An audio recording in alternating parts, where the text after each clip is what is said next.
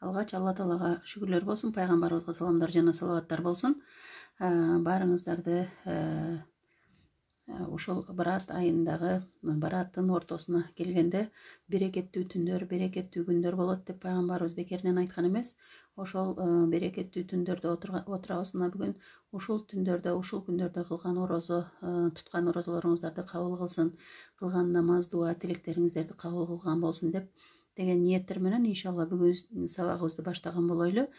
Албетте өткөн жумаларда көпчүлүгүңүздөр байкагандай эле үй бүлө маселесине кирдик. Бүгүнкү темабыз дагы Кудай буйрса жарыя болгондой эле бала тарбиясы деген темага кирүүнү кааладык. Албетте бала тарбиясы бир тараптуу болбойт, эки тараптуу. Өткөн темада үй бүлө маселесинде бул нерсени жакшы эле ачыктап айтып кеттик.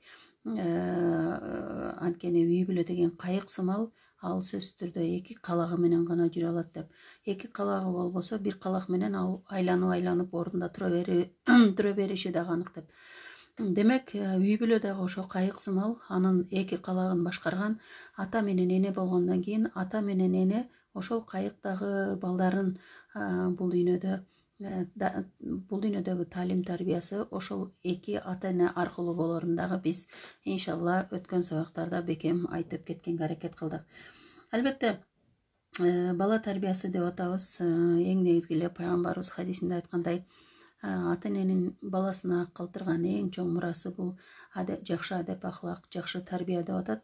Ошондуктан алгачкы сурообузду бала тарбиясына кирерден мурда бала деген эмне өзү, бала деген ким, ошону кыскача айтканча кетели дагы. Андан кийин пайгамбарыбыздын бала тарбиясындагы көңүл буруучу маселелери кайсылар экендигин, пайгамбарыбыз өзү кантип жашап көрсөткөндүгү тууралуу иншалла сабагыбызда түшүндүрүп бергенге аракет кылабыз. 6 апрель күнкү Адеп башаты коомдук фондунун Facebook баракчасынан жана Instagram баракчасында жарыяланган биздин устаздарыбыздын дагы бала тарбиясы темасында устаздарыбыз жакшы бир сабак өттү. Кудай буйрса, шарият тарабынан айтылган бүтүн маселелерди ошол 6 апрель күнкү баягы интернет булактарындагы маалыматтардан дагы алсаңыздар болот. Анан бүгүнкү темада жанагы эле айтылгандай бала дегенде биз эмнени түшүнөбүз, кимди түшүнөбүз, ошол туурасында кыскача айтайын. Албетте бала дегенде бул эмне же болбосо ким? Баарыбыз эле билебиз. Бала бул биздин боорубуз. Кандай боорубуз? Убагында бир ата менен бала уурулук кылып колго түшүшөт. Анан ошондо алардын жазасы камчы жеш керек болот. Анан кийин атасына 70 камчы урушат. Атасы унчукпастан туруп берет. Экинчи баласына Кудай буйрса, шарият тарабынан айтылган бүтүн маселелерди ошол 6 апрель күнкү баягы интернет булактарындагы маалыматтардан дагы алсаңыздар болот. Анан бүгүнкү темада жанагы эле айтылгандай бала дегенде биз эмнени түшүнөбүз, кимди түшүнөбүз, ошол туурасында кыскача айтайын. Албетте бала дегенде бул эмне же болбосо ким? Баарыбыз эле билебиз. Бала бул биздин боорубуз. Кандай боорубуз? Убагында бир ата менен бала уурулук кылып колго түшүшөт. Анан ошондо алардын жазасы камчы жеш керек болот. Анан кийин атасына 70 камчы урушат. Атасы унчукпастан туруп берет. Экинчи баласына убакыт келгенде баласын урайлы деп камчыны көтөргөндө эле балага камчы тиелекте эле атасы чыркырап бакырат дейт. Анан таң калышып сурашат: "Сага 70 жолу камчы урдук дагы сен эч нерсе болбодуң, бир үн чыгарбадың, бирок балаңа камчыны көтөргөндө камчы балаңызга тиелекте сиз бакырып атасыз" десе, баягы ата айткан экен дейт: "Силер мени урганда, силердин камчыңар менин боорума, денеме тийди" дейт. А мени балам урганыңарда болсо, силердин камчыңар менин боорума тийип атат деп. Демек, бала биздин боордон чыккан бир жандуу болуп эсептелинет. Анын бала дагы эмне экендигин биринчи дейт. Албетте бала бул үй бүлөнүн мөмөсү. Эки адамдан биргелешип бул дүйнөгө эгилген уруктун мөмөсү деп атат. Экинчиси бала аманат. Аллахтан берилген аманат. Белгилүү бир учурга, белгилүү бир убакытка бизге берилген аманат. Үчүнчүсү албетте бала сыноо. баланын бары дагы сыноо, жогу дагы сыноо. Ал сыноо деп атат. Төртүнчүсү, бала эмне десе, бала бир белек дейт, Аллахтын берген белеги. Бешинчиси, бала момундун салих амалы дейт. Момун, мусулман адамдын салих амалы. Башкача айтканда, бул дүйнөдө эгип аткан эгини. Алтынчысы, бала момундун жабылбаган амал дептери дейт. Чындап эле пайгамбар саллаллаху хадисинде айткан, бул дүйнөдө аркаңарда 3 нерсе калтырасыңар деп. Биринчиси садака жария дейт. Көпүрө куруп кетсеңиз, мечит куруп кетсеңиз, пайдалуу иштерди таштап кеткен болсоңуз, жол куруп кетсеңиз, ал сиздин аркаңызда жабылбай турган амалдардын катарына кирет. Экинчиси дейт, эгерде илим таштап кеткен болсоңуз, бирөө жарымды окутуп кетсеңиз, же болбосо өзүңүз илим жазып кетсеңиз, же болбосо бир студенттин болсун окушуна себепкер болуп, ага бир ручка алып берип койсок, бир калем алып берип койсок дагы, анын илимине себепкер болгон үчүн анын дагы соогун ала беребиз. Үчүнчүсү дейт, жабылбаган амал дептеринен бирөөсү бул салих бала дейт. Башкача айтканда, жакшылап өстүрүп, ыймандуу кылып өстүрүп таштап кеткен тарбиялуу бала деп атат. Жетинчиси эмне десе, бала бул мураскор. Аны баарыбыз билебиз, аркабызда тукумубузду улап калуучулар.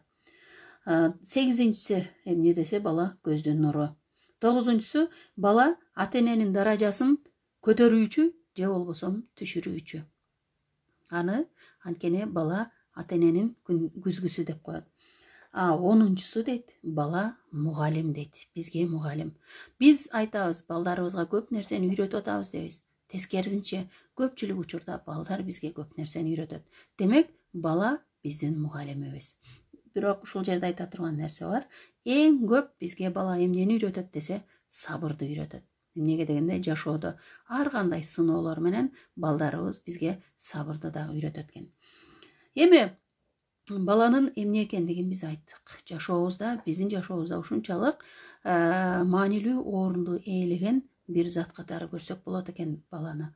Андан кийин дагы бала тарбиясы дегенде эң көп маани бере турган нерселерден, аалымдарыбыздын бизге калтырып кеткен сабактарынан балага дейт, тарбия катары, иншалла, балага болгон тарбия кандай болуш керек экендигин анын келечекте мына бир аздан айтабыз, бирок эң негизгиси балага бериле турган 3 нерсе бар дейт. Ошол 3 нерсени сөзсүз түрдө балага берген болсок, анда жогоруда айткан биздин жабылбаган амал дептерибизге айланат экен ал бала. Алар эмне десе, эң биринчиси дейт, сөзсүз түрдө 3 акыны билиш керек дейт. 3 нерсе деп атпайбызбы? 3 акыны балага сөзсүз түрдө үйрөтүш керек дейт. Эң биринчиси эмне десе, Аллахтын акысын үйрөткүлө дейт. Аллахтын акысы дегенде буга сөзсүз түрдө Аллахтын буйруганын аткарып, тыюу салган нерселеринен качып, Алла Таалага ылайыктуу бир кул болууну үйрөтүү. Аллахтын буйругандарын аткарууну үйрөтүү. Ар бир жакшылыкка буйруп, жамандыктан кайтарууну үйрөтүү бул Аллахтын акысы болуп эсептелинет. Бир намаз үйрөткөн болсоңуз, демек Аллахтын бир акысынан кутулдуңуз дегендик. Бир орозо тутууну үйрөтсөңүз, намаз окууну, орозо Аллахтын бир акысын үйрөттүңүз дегендиктин бир белгиси. Демек, биринчиси дейт, Аллахтын акысы дейт. Экинчиси, албетте Аллахтын акысына көңүл бурган бала жашоодо дагы башкалардын акысына көңүл бура алат. Экинчиси эмне десе, экинчиси адамдын акысы дейт. Адамдын акысын бала тарбиясында өтө маанилүү орунду ээлейт.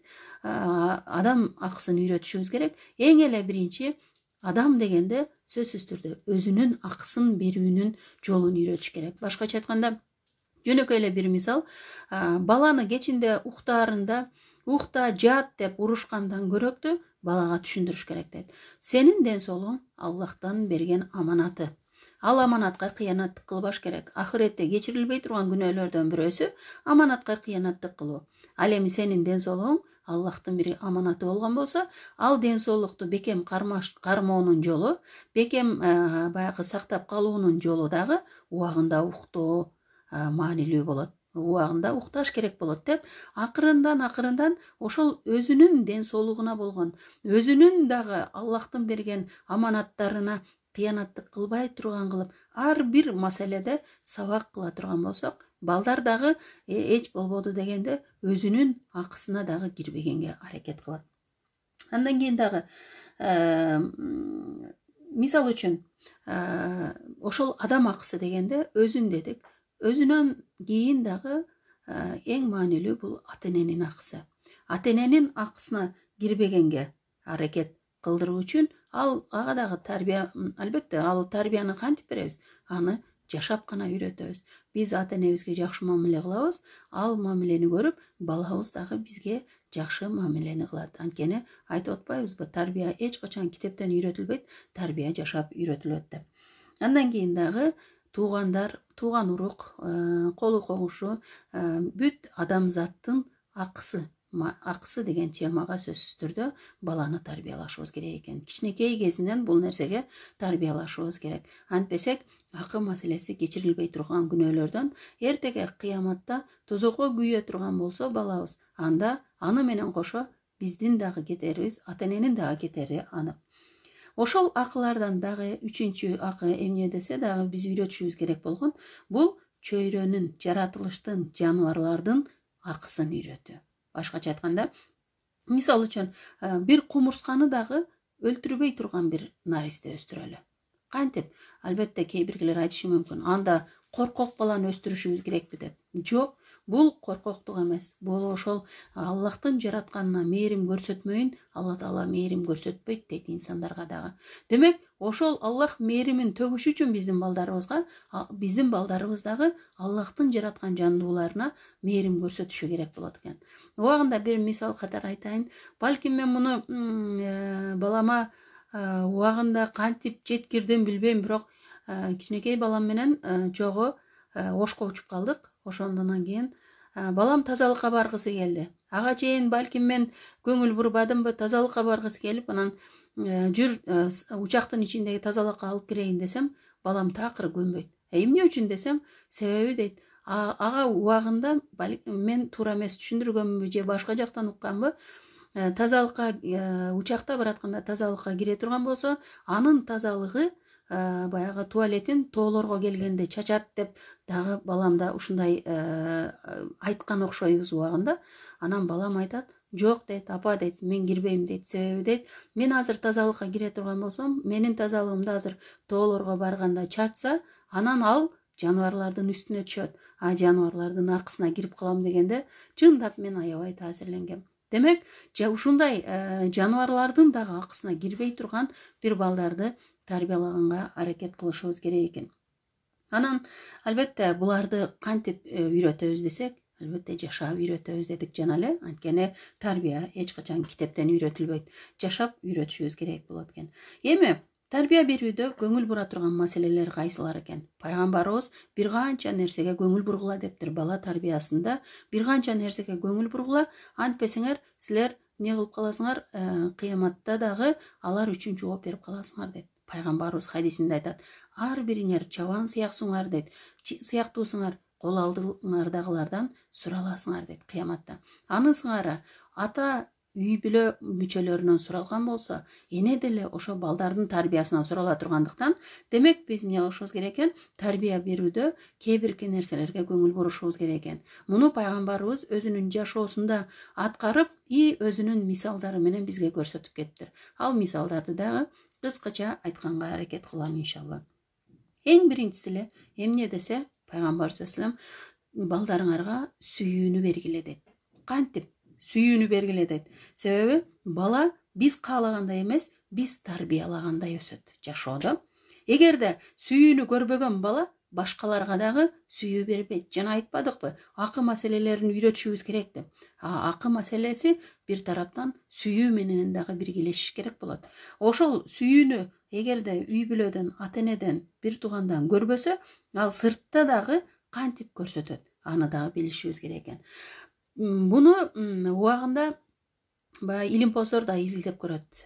Эки вазадагы гүлгө бирөөсүнө дейт, ушунчалык мээрим менен, сүйүү менен жакшы сөздөрдү айтышып, суу куюшат.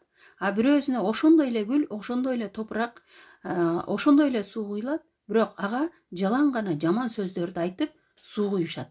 Муну баягы тажрыйба кылып көрүшөт. Дегенде, жанагы жакшы сөз сүйлөнүп, сүйүү менен суу куюлган гүл дейт, ушунчалык бажырайып ачылат дейт, сонун өсөт.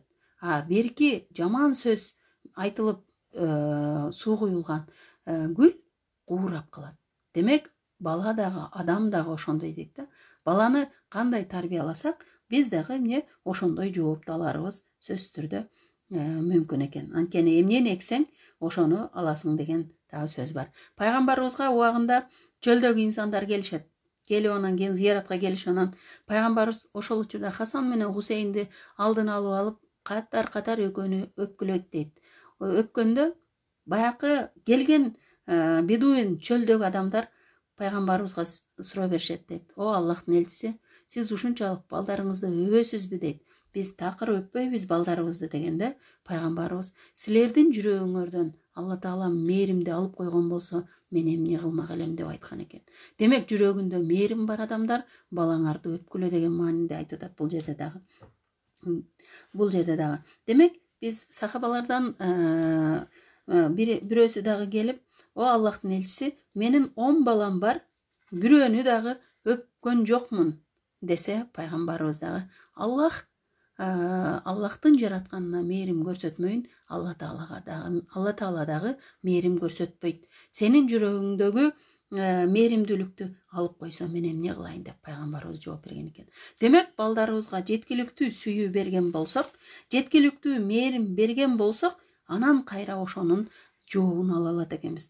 Жок, мээрим төкпөсөк, эртеге биз каарыганда бизге керектүү мээримди кайра өзүбүз таба албай калуу коркунучтуу сөзсүз түрдө турат. Анткени бала ата-эненин көзгүсү дейт.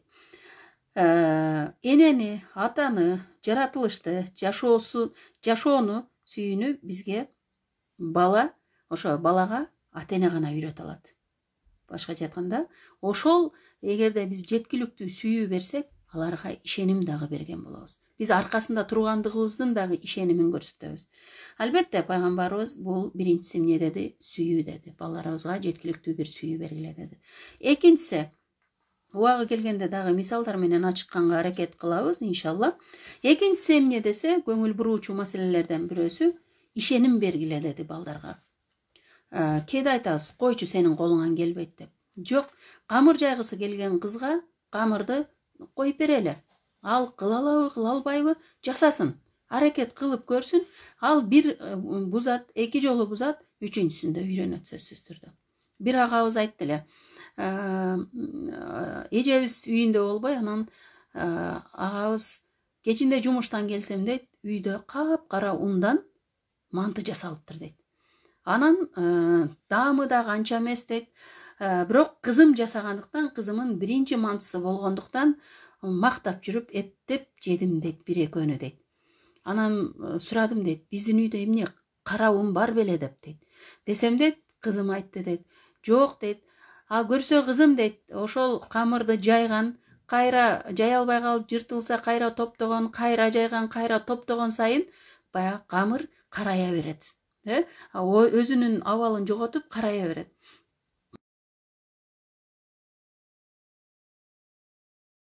Манты кылды дейт да. Демек, биз эмне кылышыбыз керек экен? Аларга ишеним көрсөтүшүбүз керек экен. Бир мисал айтайын. Бул чындап эле бул мисалды укканда мен дагы окуганымда аябай таасирлендим эле. Балким мен дагы ошондой ата-энелердин ичиндемин деген коркунуч сезим каптады эле убагында. Бир бүркүт, билесиздер, бүркүттөрдүн тумшугу аябай уштуу и асмандан учуп келип, тумшугу менен жер сайып, жей турган жемин көтөрүп кетет. Алардын тырнактары ушунчалык уштуу болот, жерге конгондо ошол тырмагы менен конот. Канаттары дагы бекем болот, анан канаттары баары тегиз болбойт, бири узун, бири кыска ушундай канаттар менен болот экен. Себеби алар көбүнчө көктө каалгып жүрүүнү өздөштүргөн бир канаттуулар. Бир күнү ошондой бүркүт бир аз жарадар болуп, бир короого түшүп калат. Ал короодо бир сабатсыз каарыган бир кемпир жашайт. Анан жанагы каарыган кемпир жанагы бүркүткө боору ачыйт дагы, келип үйүнө алып кирип, балдарына жасаган боткодон тарелкага салып туруп, жанагы бүркүттүн астына коюп берет. Албетте бүркүт тумшугу узун болгондуктан, шиш болгондуктан, ал жанагы боткону чокуйт, бирок жей албай коет. Анан баягы сабатсыз эне эмне кылат? Баягы бүркүттү карайт дагы, эх дейт, сенин мурдагы сени караган адам кандай гана кайдыгер, кандай гана баягы боор ачыбаган адам экен. Сенин мурдуң ушунчалык узарганга чейин бир тегиздеп койгон эмес экен деп өзүнүн кайчысын алып, жанагы байкуш бүркүттүн жаратылыштан болгон тумшугун кесе баштайт дейт, кырка баштайт. Ошол учурда байкуш баягы куш эненин колунан чыгуу үчүн тыпырап канатын каккылаганда канатын көрүп алып, эх дейт, сенин мурдагы эң ушунчалык начар кайдыгер бир адам экен эле, сенин ушул канаттарыңды дагы түздөп коюуга жарабаган экен дейт дагы, баягы канатын тегиздеп коет кыркып. Андан кийин ошо канатын кыркып атканда тыпыраган баягы бүркүт тырнактары менен баягы кемпирдин колуна аймап алат. Аймап алганда кемпир, эх, ушунчалык да кайдыгер адамдар болобу? Карачы, байкуштун тырнагы дагы өсүп кетиптир деп, тырнагын дагы кесип таштайт.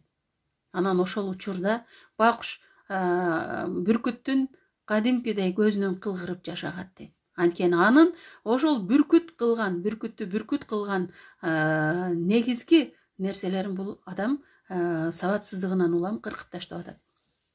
Анан көзүнө жаш толгонун көрүп, пытыраганын көрүп, эх, ушу эч кимге жакшылык жакпайт деп эне кайгырат дагы. Жакшылык жакпайт экен сага дагы. Тырнагыңды алып берсем да жакпадың, тумшугуңду кыркып берсем да жакпадың, канатыңды тегиздеп берсем дагы жакпадым. Бар, кай жака кетсең кет деп туруп, өйдө көтөрүп, ыргытып, учурганга аракет кылып ыргытып жиберет. Ошол учурда дейт, байкуш бүркүт учайын десе канаты жок. Өйдөдө, асманда жерге түшөйүн десе тырнагы жок, жаны ооруйт. Анан кырынан болуп, эптеп араңдан жерге кырынан жатып калат. Башка бир короого качып барып, башка бир короого жатып калат дейт да. Бир карга сыяктуу, коркок бир карга сыяктуу дейт. Демек, бул караңыздар, ошол убагында күчтүү болгон бүркүттү, көп нерсеге күчү жеткен, керек болсо тумшугу менен көп нерсени жара билген, тырнагы менен көп чоң-чоң жаныбарларды кармап жем катары өзүнө азык зат таба алган бүркүт, байкуш асманда каалгып учууга ылайыктуу канаты болгон бүркүт дароо эле дейт, бир коркок, бир алсыз бир кушка айланып калды дейт да. Бул эмне себептен? Бул ошол бир сабатсыз эненин айынан дейт. Демек, жашоодо дагы бизде ошондой бүркүт сымал уулдарыбыз, бүркүт сымал кыздарыбыз болушу мүмкүн. Көп нерсеге күчү жете турган, ар тараптуу кыздарыбыз, уулдарыбыз болушу мүмкүн, бирок өкүнүчтүүсү өзүбүздүн сабатсыздыгыбыздан улам, өзүбүздүн баягы илимсиздигибизден улам, балким алардын ошентип канатын кайрып, ошентип тырнагын жулуп, ошентип тумшугун кырып атып, эмне кылып коюшубуз мүмкүн? Биз дагы ошол коркок бир карга сыяктуу жашоодо алардын жашоосуна, алардын келечегине өтө чоң зыяныбызды тийгизип коюшубуз мүмкүн. Ошондуктан сөзсүз түрдө ар бир ата-эне балага ишеним көрсөтүп, анын аркасында экендигин, дайыма эле аны жетелеп жүрүү эмес. Мен өзүмдүн кетирген катаачылыктарыман бирөөсүн эле айтайын. Биз алыскы сапарга кеткен учурда баламды көрсө дайыма өзүм жеткирип, кайра өзүм алып келип, чоң эле болуп калган баламды жеткирип алып келип жүрүпмүн. Анан биз жолдошум экөөбүз алыс сапарга кеттик. Бир канча күндөн кийин балам мектебине жете албай кайра кайтып келиптир. Эмне үчүн десе, маршруткалар алмашып кеттир, адашып кеттим жолдо деп. Караңыздар, анан ойлондум, демек мен катаачылык кылдым. Убагында өзүнүн баруусуна, өзүнүн баягы кайсыл маршрутка, кайсыл жака барарын адашып үйрөнмөк да, а бирок мен ошого жол берген эмес экенмин да. Демек, ишеним көрсөтпөгөндүгүмө ошондо мен өзүмө аябай баягы сабак алдым. Демек, балага сөзсүз түрдө эмне кылышыбыз керек экен?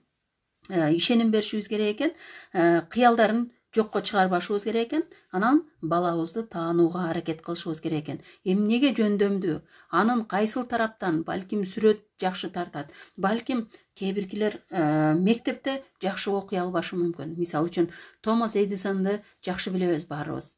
Дүйнөнү өзүнүн ушунчалык акылы менен ошол лампочканы болсун, ошол керектүү коомго керектүү нерселерди ойлоп табуусу менен ал эмне кылды? Дүйнөгө таанымал киши болду. А бирок ошол дүйнөгө таанымал киши болуш үчүн дагы ал байкуш эмне кылды? Энесинин сабагы аябай чоң болду. Энесинин оорду чоң болду.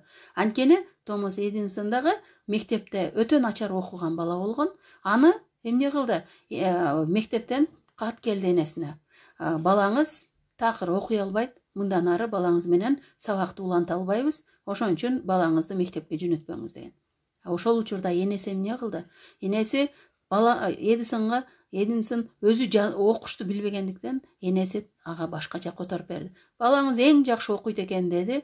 Мындан ары мектепке келбей эле койсо деле боло берет деген мааниде сабак берип, ал баланы башка айылга көчүрүп кетип, анан ошол жактан өнүктүрүп, өстүрүп, окутуп, илимдүү кылды.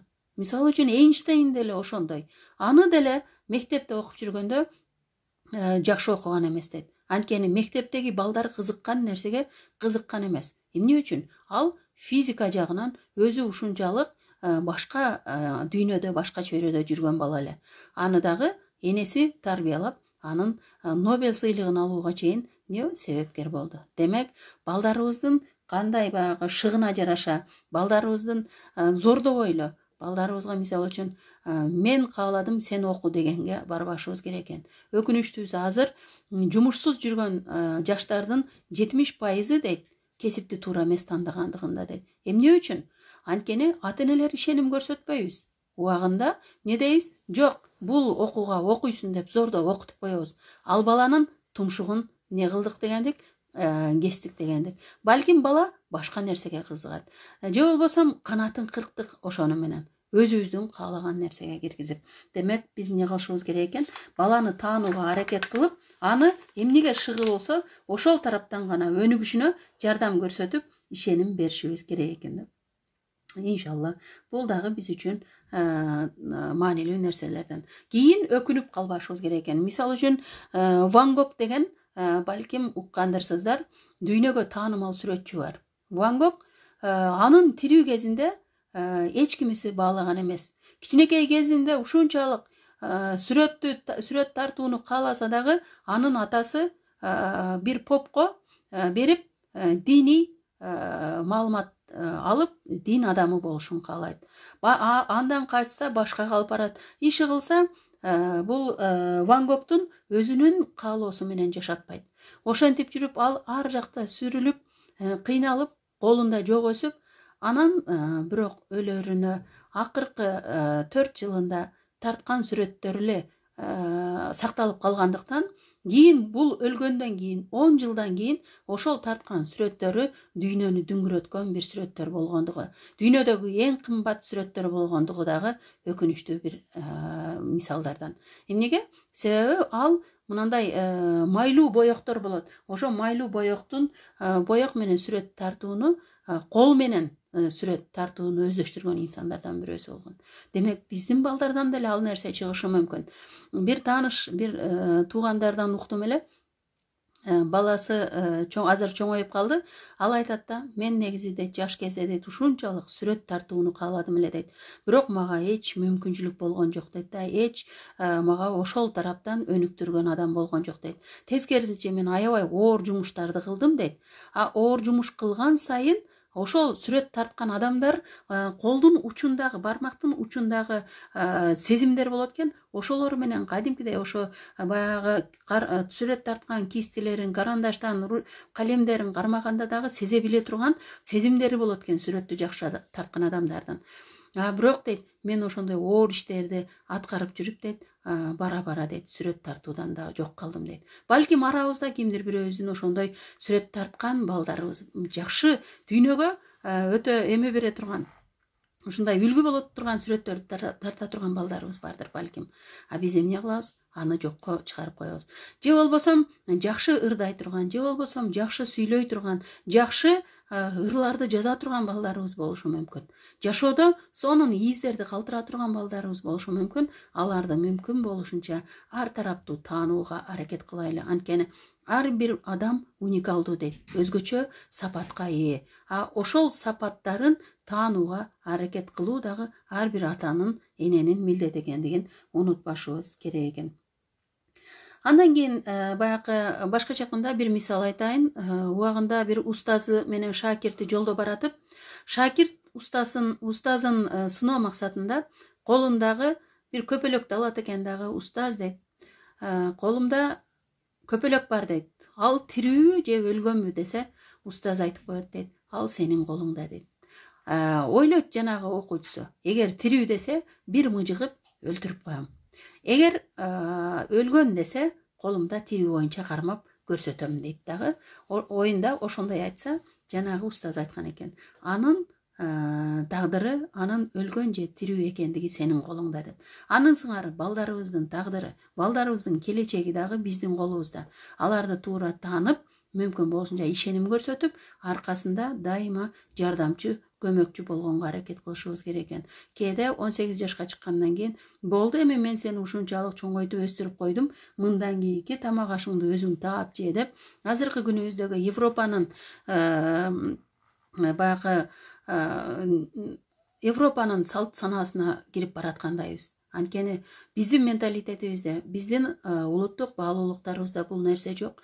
Анткени аларда сөзсүз түрдө ошол тарбияны берет. Бала 16 жашка келгенде ата-энесинен бөлөк жашоого мүмкүнчүлүгү бар. Каалаган болсо, ата-энеси менен бөлөк жашаганга акылуу. Эгерде ата-эне каршы чыга турган болсо, аны сотко бергенге дагы акысы бар. Бирок өкүнүчтүүсү, бул нерселер акырын биздин кыргыз элине дагы акырын сызып келип аткандыгын байкап жүрөбүз. Эмнеге дегенде, жакында эле бир эже айтып калды. Менин таанышымдын баласы, 5-класста окуган баласы дейт, мектептен ушинтип угуп келиптир дейт. Апасы урушуп койсо, апа, сиз мени урушпаңыз, урушканга акыңыз жок. Эгер урушсаңыз, мен сизди сотко бергенге чейин акым бар экен, деп мектептен үйрөнүп келгенин айтты дейт. Европа, албетте. Бирок бирөөнүн ачкысы, көз айнеги, бирөөнүн көз бузары анык. Анын сыңары Европанын көз айнеги менен биздин балдардын карабашыбыз керек. Анткени биздин өзүбүзгө жараша менталитетибиз бар, өзүбүзгө жараша динибиз бар, өзүбүзгө жараша салттык баалуулуктарыбыз бар. Ошону менен чоңойтконубуз дагы дурус, иншалла. Андан кийинкиси дагы, үчүнчүсү эмне десе, пайгамбарыбыз көңүл бургула деген нерселерден бирөөсү дуа дейт. Балдарыңарга көп дуа кылгыла дейт. Анткени пайгамбарыбыз хадисинде айтат, ата-эненин балага кылган дуасы эч шексиз күмөнсүз кабыл боло турган дуалардын ичинде дейт да. 3 дуа бар дейт. 3-өө шексиз күмөнсүз кабыл болот дейт. Ал биринчиси ата-эненин балага болгон дуасы болсо дейт. Экинчиси зулумдукту көргөн, залымдардан зулумдукту көргөн адамдын дуасы.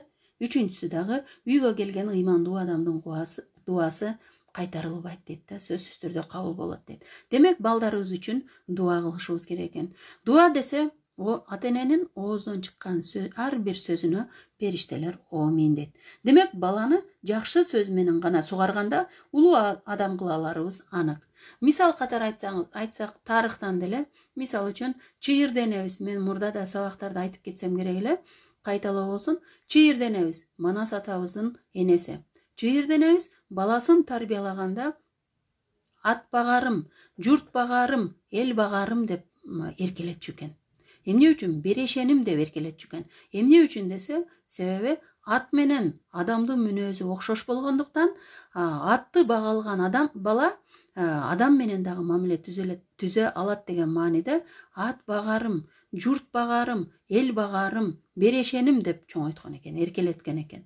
Балким күнүбүздө Манас атабыз деп мактанып аткандыбыз, чачылганды жыйнаган, чабылганды кураган деп мактанып аткан Манас атабыздын тарбиясы ошол Чыйыр денебиздин сөздөрүнөн жаралган.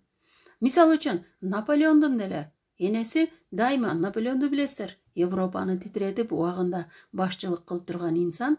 Наполеондун энеси деле эртең менен тургузганда тур сени Европа күтүп турат деп тургузчу экен. Эч качан тур сабактан кеч калдың, окуй тур, элдин малы кетти, же болбосо анти мынти деп дүнүйө менен, тиричилик менен коркутпастан, сабак менен коркутпастан, мектептен кеч калдың деп тескерисинче мектепти жаман көргөзбөстөн, балким башка жакшы сөздөр менен тургузабыз. Менин ыймандуу балам, салих балам, хафыз балам, балким Куранды жаттаган балам деп тургузсак, акылдуу балам, берешеним деп тургуза турган болсок, эртеге ошол сөздөрүбүздүн бирөөсүнө периштелер омин деп койгон болсо, балабыз ошондой болуп чыгаары сөзсүз түрдө анык. Анткени муну дагы бир мисал менен ачыктай турган болсок, Кабанын имамы Судейси деген бар.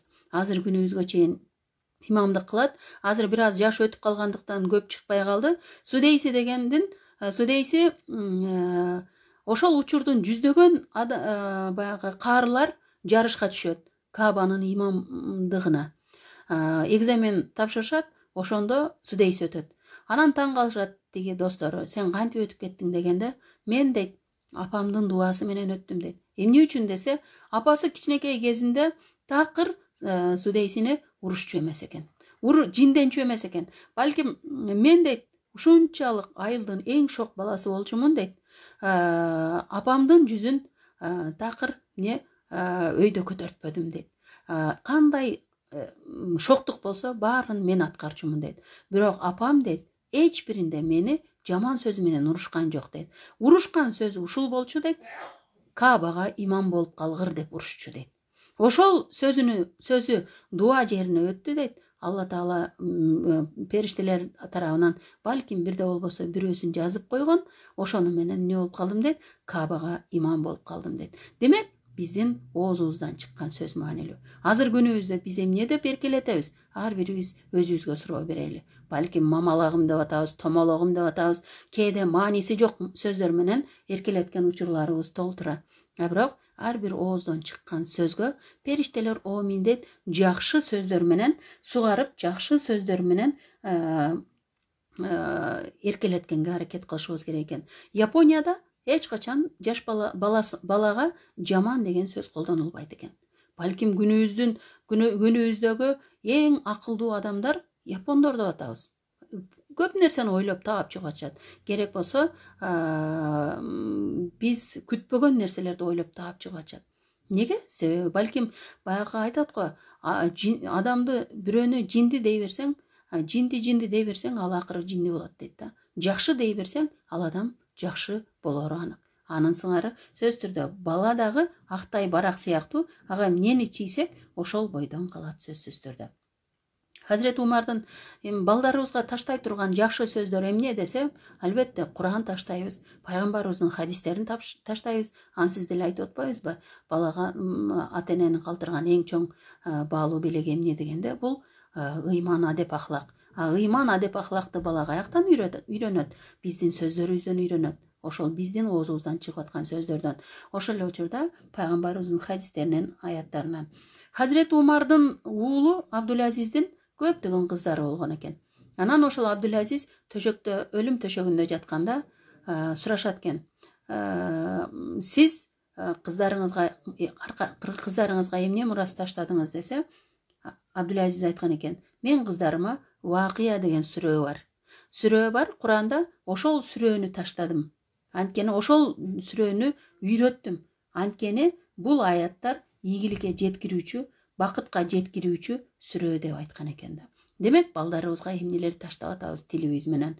Пайгамбарыбыз дагы бул туурасында ошо Вакыя сүрөсү тууралуу хадистеги айткан.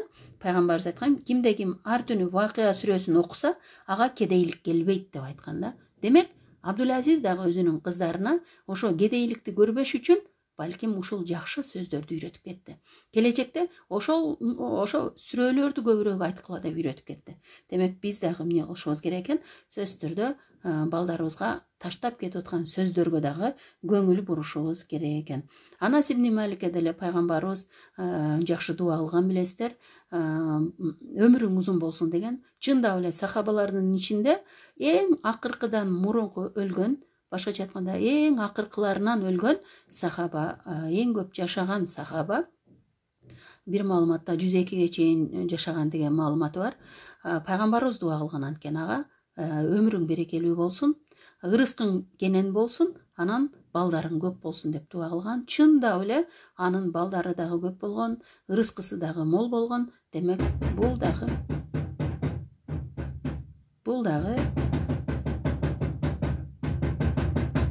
Hazreti Умардын ким Анас ибн Маликтин берген дуасы дейт. Анас ибн Маликке пайгамбарыбыздын берген дуасы дейт. Андан кийин дагы бир пайгамбарыбыздын дагы бир сабагы бизге балдарыбызды, перзентибизди адам жерине, адам катары, адам жерине коюп, жаштарына карап эмес, келечекте көргүсү келген адамды элестетип мамиле кылгыла дейт. Эмнеге десе, мисалы дейт, пайгамбарыбыз Ибн Аббасты зээндүүлүгүн көрүп, ушунчалык зээндүү инсан экендигин көрүп, аны ошол келечекте бир аалым катары көрүп, аны жаш бала дебестен аалым катары көрүп, ага эмне кылган дейт, мамиле түзгөн дейт. Демек, бул дагы ошол пайгамбарыбыздын кыраакылыгы. Башкача айтканда, балабыздын келечекте кандай көргүбүз келген болсо, ошондой тарбиялайлы, ошондой мамиледе болойлу. Башкача айтканда, балабызды кандай көргүбүз келсе келечекте, көргөндө дагы тарбиясы кандай экендигин, же болбосо мышыгы эмне кандай экендигин көргөн болсок, ошого жараша мамиле кылып, балабызды ошого жараша өстүрөлү деген мааниде пайгамбарыбыз бизге сабак берип атат. Андан кийинкиси дагы 5-инчиси сабыр менен тарбия бергиле дейт. Сабыр менен тарбия бергиле дейт. Эмне сабыр менен тарбия бергиле десе, албетте бала тарбиясы оңой нерсе эмес. Айрыкча бул маселеде аялдарга көбүнчө сабак берген пайгамбарыбыз. Сабырдуу болгула деп айтчу пайгамбарыбыз. Мисалы үчүн өзүнүн жашоосунда да бул нерсени көрсөткөн дейт да. Анас ибн Малик пайгамбарыбыздын колунда 10 жашынан баштап пайгамбарыбыздын колунда өскөн. Ошо Анас ибн Маликти бир күнү бир жерге жумшаса, Анас ибн Малик жаш бала болгондуктан оюнга кызыгып кетет дагы, ал эмне кылат, ойноп кетет. Пайгамбарыбыз күтөт, чыкпайт, келбейт. Анан 5 саатка жакындап калганда пайгамбарыбыз көчөгө чыкса дейт, Анас ибн Малик ойноп аткан болот дейт, балдар менен дейт. Ошондо пайгамбарыбыз чыгып, сен эмне мен буйруганды аткарбадың деп урушкан жок дейт да. Анас ибн Маликтин аркасынан барып, Анас, сен барасыңбы, барбайсыңбы деп гана койду дейт. Анан Анас ибн Малик, албетте барам, кечиресиз, унутуп калдым деп, ал эмне кылган дейт, бара турган жерине барып келген дейт. Демек, биз дагы эмне кылышыбыз керек экен? Кээ бирке ушул балдарыбыздын абалына жинденбестен сабырдуулук менен мүмкүн болушунча тарбия кылганга аракет кылышыбыз керек экен. Бирок өкүнүчтүүсү, баарыбыз эле жашоодо ийгиликке жетүүнү, бактылуу болууну каалайбыз, бирок бул ийгиликтер сөзсүз түрдө эмне менен келет? Сабырдын натыйжасында келет.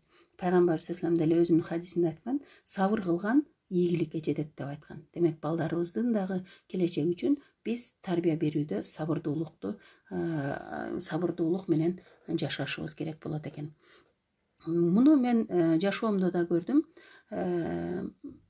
Убагында бир эжелерибизден бирөөсү баласы баягы таттууну отуруп алып, килемге аябай сүртүп, эзип олтурат. Анан биз айттык да, эже өлтүрдү, тиги килемиңизди булгады десек, тек койгула дейт. Бала ушуну каалап атабы дейт. Аны дейт, аткарып алсын азыр дейт.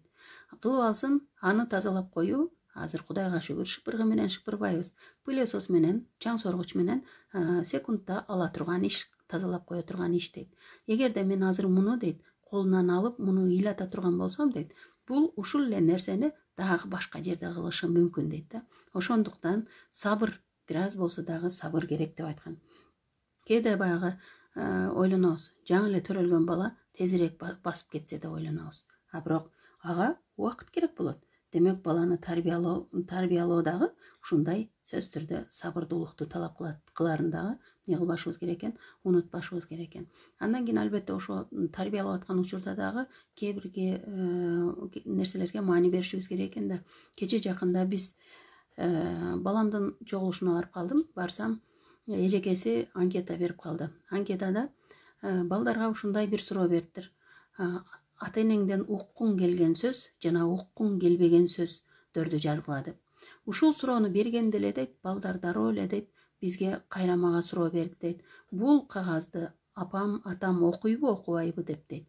Эжеке айтат, мен кечиресиздер, балдардын пикирин билүү максатында дейт, окубайт деп жалган айттым дейт. Бирок максатым ошо балдардын пикирин билүү болчу дейт да. Анан балдарга айттым дейт, окубайт десем дейт, анан балдар баары жазышыптыр. Чындап эле мен да күтүп отурам апалардын арасында менин балам эмне деп жазып койду экен деп. Анткени кантсе да сабак берип жүрүп анан сабак берген Рахат эжекенин баласы ушинтип жазыптыр деп да. Анткени эжекеси балдардын кагаздарын баарын окудум деди. Окудум, силер эч кимиңер эмне үчүн ушинтип жаздың деп урушпагыла деди. Бул балдардын ичиндеги балдарга жакпаган же болбосо жаккан сөздөр деди. Анан күтүп отуруп ачсам, балам мага ушинтип жаздыр. Мени дайыма азамат деп мактаса деп жаздыр. Демек биз айтчубуз, демек аз айткан экенбиз. Анан ошондо өзүмө эмне кылдым, сабак алдым. Албетте баягы Леонардо да Винчи деген Мона Лизанын сүрөтүн тарткан улуу сүрөтчү эмне кылат? Ошо Мона Лизанын сүрөтүн тартканда илептерин эле 12 жыл тарткан дейт да. Илебин эле 12 жыл тарткан дейт. Ошончолук сабырдуулук көрсөтүп, ал эмне кылды? Сүрөт тартты. Ал дүйнөнү ошону менен дүйнөгө таанымал болду. Демек биздин балдар дагы биздин колубуздагы сүрөт сыяктуу. Аларга жакшы бир сүрөт тартууда бизге сабырдуулук түшөт. Ошондо гана келечекке жакшы бир үлгү боло турган баланы тарбиялап кете алат экенбиз. 6-сы эмне десе, балдар менен чогуу ойногула дейт. Алардын даражасына түшкүлө дейт. Убагы келгенде ойноп алар менен. Анткени пайгамбарыбыз дагы эмне кылган? Дайыма балдарын Хасан менен Хусейнди мингизип алып, ат болуп ойноткон өзүн. Ошол учурда көчөдө ойноп аткан балдарга дагы сөзсүз түрдө пайгамбарыбыз кошулуп кетчү дейт, ойночу дейт да. Бирок биз эмне кылабыз азыр? Дүйнө, тиричилик, жумуш деп жүрүп, көпчүлүк учурда балдар менен ойнобойбуз. Балдар менен ойноо дагы үй бүлөдөгү бекемдикти бекемдей турган мисалдардан бирөөсү болуп эсептелинет. Ошол бирге ойногондо бала өзүнүн үйдө кандайдыр бир оорду бар экендигин сезет сөзсүз түрдө. Албетте күнүбүздө мына коронавирустун шылтоосу менен балдарыбыз менен чогуу болуу мүмкүнчүлүгү бар. Демек бул мүмкүнчүлүктө дагы кечке телефон менен боло бербестен, же болбосо кечке тамак аш деп ошону менен болбостон, балким балдар менен кээ бирки оюндарды ойноого дагы мүмкүнчүлүк түзүшүбүз керек экен. 7-си эмне десе, албетте адилеттүү мамиле кылышыбыз керек балдардын ортосунда. Буга дагы пайгамбарыбыздын чоң бир өрнөгү бар. Кандай өрнөгү десе, пайгамбарыбыз бир күнү Хасан менен Хусейн пайгамбарыбыздын үйүнө жатканы келишет. Кечиндеси уктап атып, Хасан суу ичем деп калат. Пайгамбарыбыз туруп барып суу алып келсе, Хасан уктап кеткен, Хусейн туруп калат колун сунуп. Ошондо пайгамбарыбыз токтоп тур, бул Хасандын акысы деп Хасанды тургузуп, ичирип, анан кийин Хусейнге берет. Муну менен пайгамбарыбыз бизге бир канча сабакты калтырды, 3 сабак берди. Кандайча десе, биринчи дейт, мен дейт бул жерде дейт Хусейнге сабак бердим деп атат. Бирок бул бизге үммөтүнө сабак берип атат. Кантип десе, ошол 1 стакан суу менен, башкача айтканда, мен дейт Хусейнге акы маселесин үйрөттүм дейт. Бул байкеңдин акысы болчу, сен күтө тур деп дейт. Экинчиси дейт, мен Хусейнге сабырдуулукту үйрөттүм дейт. Биз кээде эмне кылабыз? Кичине чоңубуз биринчи сураса деле, тур эми сен кичине эмессиң го деп туруп кичинеге биринчи берип коебуз. Ыйлап атат деп кичинеге биринчи берип коебуз. Муну менен биз чоң жаңылыштык кылган болобуз. Балдардын ортосунда адилетсиздикти камсыздаган болобуз. 3-сү эмне десе, мен балама улууга урматты үйрөттүм дейт. Башкача айтканда, биз ошол токтоп тур, сен чоңсуң, кичинекейге биринчи берейин деп кичинекейге берүү менен Биз кичинекейдин улуу балабызга болгон урмат сыйын жоготорубузду дагы унутпашыбыз керек. Сөзсүз түрдө ага улууга урматты көрсөтүү максатында кимиси акылуу болгон болсо, ошо адилеттүү мамиле менен бул нерсени үйрөтсөк болот экен. Андан кийин 8-инчиси дейт, өрнөк болгула дейт. Албетте жашоодо куш эмнени көрсө ошону, уядан эмнени көрсө ошону алат дейт го.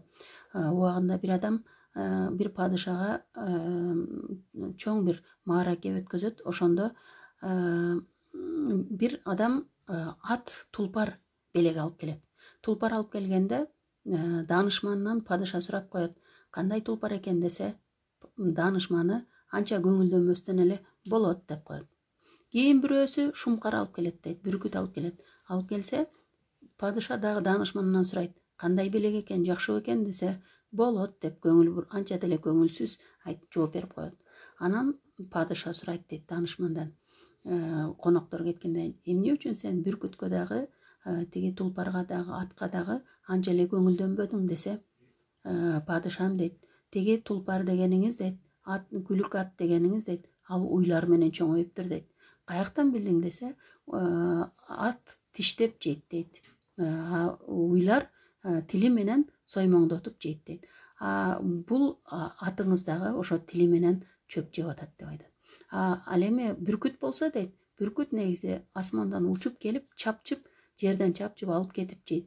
Бунуңуз болсо, бул бүркүтүңүз тооктор менен өскөн экен дейт. Эмнеге десе, анткени бул дейт тооктордой жерден чокуп жеп атат деген экен. Анын сыңары куш уядан эмнени көрсө ошону алат деген бул мисалга туура келет. Демек үйдөн эмнени көрсө ошондой тарбия алат. Демек биз эмне болушубуз керек экен? Өрнөк болушубуз керек экен. Бекеринен айтпай атабыз, башынан бери эле бала ата эненин күзгүсү. Балдарыбызды карап туруп эле биздин кандай адам экендигибизди баалап койсо болот турган бир мисал. Андан кийин 9-унчусу дагы адал тамакка көңүл бурушубуз керек. Балдарга берип аткан адал тамагыбызга көңүл бурушубуз керек. Анткени айтып атабыз, жаш тарбия эч качан китептен үйрөтүлбөйт деп, жашап үйрөтүлөт деп. Эгерде биз адалга көңүл бурсак, балдарыбыз дагы адалга көңүл бурат. Эгерде биз көңүл бурбасак, анда балдарыбыз дагы көңүл бурбайт. Убагында пайгамбарыбыздын доорунда Шурахбил деген бир бала уурлук кылып, курма уурдап колго түшөт. Анан сахабалар пайгамбарыбызга алып келип, буга эмне жаза берели дешкенде, пайгамбарыбыз баягы баланы мага алып келгиле дейт. Пайгамбарыбыздын жанына барганда, пайгамбарыбыз сурайт дейт, эмне үчүн арам тамак жедиң деп. Дегенде, тиги бала айтат, мен арам, адал деген эмне экендигин билбейм биринчиден. Анткени ата энемден андай нерсе көргөн эмесмин. Экинчиден, мен курсагым ачка, ошондуктан айласыздыктан уурдадым деген. Ошондо пайгамбарыбыз сахабаларды чакырып, силер буларга адал арамды үйрөтпөй туруп, эмне үчүн булардан адалдыкты талап кыласыңар? Силер буларга баягы курсагын тойгозбой туруп, эмне үчүн мындан бул балага жаза беришиңер керек деп, кайра тескерисинче сахабаларды урушкан экен дейт да. Демек, биз дагы балдарыбызга адал арамды үйрөтпөй туруп, жашатпай туруп, анан кантип балдарыбызды арам жебе деп айта алабыз эртеге бүрсүгүнү. Балдарыбыздын жеген тамагына да көңүл бурушубуз керек экен. Андан кийин 10-унчусу чөйрөсүнө көңүл бурушубуз керек. Кандай эле картошка, сабиз, помидор эксеңиз, айланасындагы зыяндуу чөптөрдү жуласыз го. Эмнеге? Себеби жакшы түшүм берсин деп. Демек, баланын дагы тарбиясында сөзсүз түрдө айланасындагы зыяндуу чөйрөнү тазалап туруш керек. Эмнеге? Себеби чөйрө сөзсүз түрдө таасир берет балага. Лукман алейхисаламдын пайгамбардын дагы балдарына берген дуасы, насааттары бар. Иншалла бир күн мүмкүнчүлүк болсо аны да айтып берүүгө аракет кылабыз. Ошол Лукман алейхисалам дагы баласына эң биринчи берген эле насааттарынан бирөөсү жакшылар менен бирге бол дегенде. Анткени неге жакшылар менен бирге бол дегенде чөйрө сөзсүз түрдө адамга таасир берерин сабак берген дейт. Анан акырында айта турганым дагы, иншалла, убактыбыз дагы бүтүп баратат окшойт. Араб аалым айткан экен, азыр күнүбүздөгү коомдун алсыздыгы 3 себептен деп. Эмне десе, биринчиси үй бүлөнүн бекемдиги жоголду дейт. Үй бүлө бекем болбой калды дейт. Ошон үчүн да коом алсыз дейт. Экинчиси билимге кайдыгер болуп калдык дейт. А үчүнчүсү дейт үлгү болуудан алыс болуп калдык дейт да. Үлгү боло албай калдык. Балдарыбызга үлгү боло албай калдык. Коомго үлгү боло албай калдык. Чөйрөгө үлгү боло албай калдык. Ошондуктан дагы азыркы коом алсыз деп айтып атат. Демек, иншалла, Аллахым баарыбызга акылдуу, тарбиялуу, ыймандуу балдарды насип кылган болсун, иншалла. Айта берсек, бала тарбиясында айтылчу ушунчалык көп сөздөр бар экен, бирок иншалла убактыбыздын бүтүп бараткандыгына байланыштуу, иншалла кийинки сабакта дагы Кудай буйрса көрүшкөнгө аракет кылабыз. Ар бириңиздердин үйүңүздөргө Аллахым ыймандуу, салих, акылдуу, элге жерге, элине жерине күйгөн перзенттерди насип кылган болсун. Ассаламу алейкум ва рахматуллахи ва баракатух.